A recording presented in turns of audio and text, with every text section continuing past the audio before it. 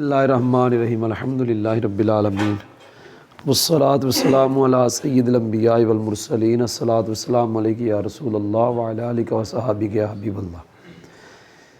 ایک قاعدہ بتانے لگا ہوں کہ عام طور پہ ترکیب کرتے ہیں ہم زید فی الدار، یہ جار مجرور کو ہم کہتے ہیں ظرف، جار مجرور مل کر ظرف مستقل کہتے کہ نہیں؟ جار مجرور کو کیا کہتے ہیں؟ ظرف۔ میرا سبق یہ ہے کہ جار مجرور کو ظرف کیوں کہتے ہیں، حالانکہ ظرف کی دو قسمیں ہیں، مکان زمان۔ کتنی قسمیں ہیں؟ مکان اور جار مجرور کو ظرف کیوں کہتے ہیں؟ یاد ہوا ہے؟ جار مجرور کو ظرف کہنے کی وجہ، یہ میرا سبق ہے جی۔ حالانکہ یہ تو ظرف ہے نہیں، ظرف یا جگہ ہوتی ہے یا زمان ہوتا ہے، تو جار مجرور کو ظرف کیوں کہتے ہیں؟ یاد ہوا ہے؟ اس کی دو وجہ ہیں جی۔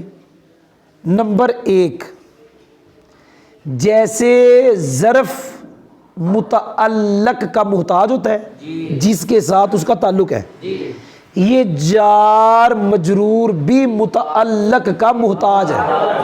پتہ نہیں میری بات آپ کو سمجھ آئی کہ نہ آئی؟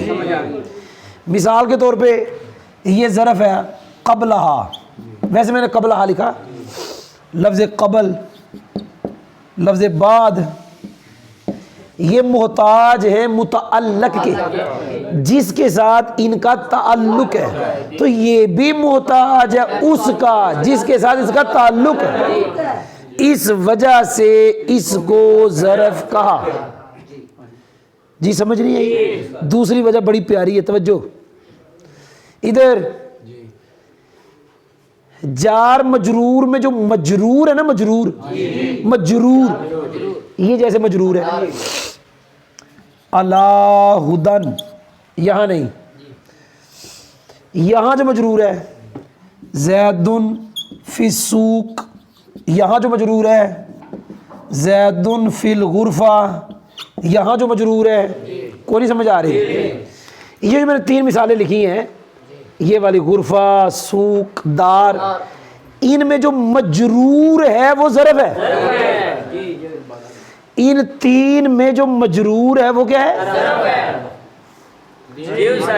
میں دوسری وجہ پڑھ رہا ہوں جار مجرور کو ظرف کہنے کی، میں واپس جا رہا ہوں۔ میرا سبق یہ ہے کہ جار مجرور کو ظرف کیوں کہتے ہیں۔ ایک وجہ یہ ہے کہ جار مجرور ظرف کی طرح ہے، جیسے ظرف متعلق کا محتاج ہوتا ہے، جار مجرور بھی متعلق کا محتاج۔ جو قبل ہے، بعد ہے، یہ جو ظرف ہوتے ہیں، جو اینہ ہے، متاع ہے، یہ جو ظرف ہوتا ہے وہ متعلق کا کیا ہوتا ہے؟ تو یہ جار مجرور بھی متعلق کا محتاج، اس لیے اس کو کیا کہا؟ ظرف۔ یہ گویا اس کی طرح ہوا، تو جو نام اس کا تھا وہ نام اس کو دے دیا۔ دوسری وجہ مجرور، یہ مجرور ہے، مجرور اکثر، یہ اکثر نہیں، کئی دفعہ، یہ بھی نہیں، بعض ظرف ہوتا ہے، مجرور خود بعض اوقات ظرف ہوتا ہے۔ بتا یہ دار ظرف ہے کہ نہیں؟ کیونکہ میں نے پہلے کہا ظرف کی دو قسمیں، بتا دار ظرف ہے کہ نہیں؟ ظرف ہے کہ نہیں؟ ظرف ہے کہ نہیں؟ اب ذرا توجہ کری، اصل میں ظرف تو یہ ہے، کون؟ مجرور، لیکن ہم نے اس کو ظرف کہا مجازن۔ کیا کہا؟ ظرف یہ نہیں ہے، ظرف یہ تھا، ظرف یہ تھا، ہم نے مجازن مجموعے کو ظرف کہہ دیا، حالانکہ مجموعہ ظرف نہیں، ظرف ہے دار، ظرف ہے سوق۔ کوئی نہیں سمجھ آئی؟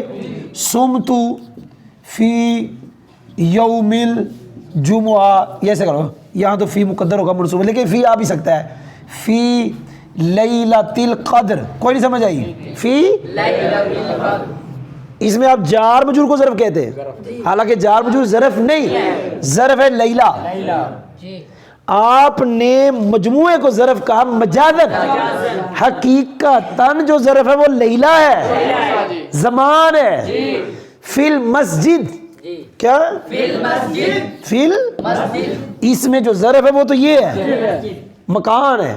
آپ نے مجموعے کو ظرف کہا مجازن، تو ثابت ہوا جار مجرور کو جو ظرف کہا جاتا ہے اس کی دو وجہ، ایک یہ ہے کہ یہ ظرف کی طرح ہے، کس چیز میں محتاج ہونے میں، کس کا، متعلق کا، جیسے وہ متعلق کا محتاج، یہ جار میں جو بھی متعلق کا محتاج، تو جو نام اس کا تھا وہ اس کو دے دیا۔ دوسری وجہ، بعض اوقات مجرور ظرف ہوتا ہے، جیسے میں نے مثالیں لکھ دی، کون ظرف ہوتا ہے؟ حقیقی ظرف ہوتا ہے، زمان یا مکان، تو ہم نے جار مجرور مجموعے کو ظرف کہہ دیا مجازن۔ سمجھ آئی جی؟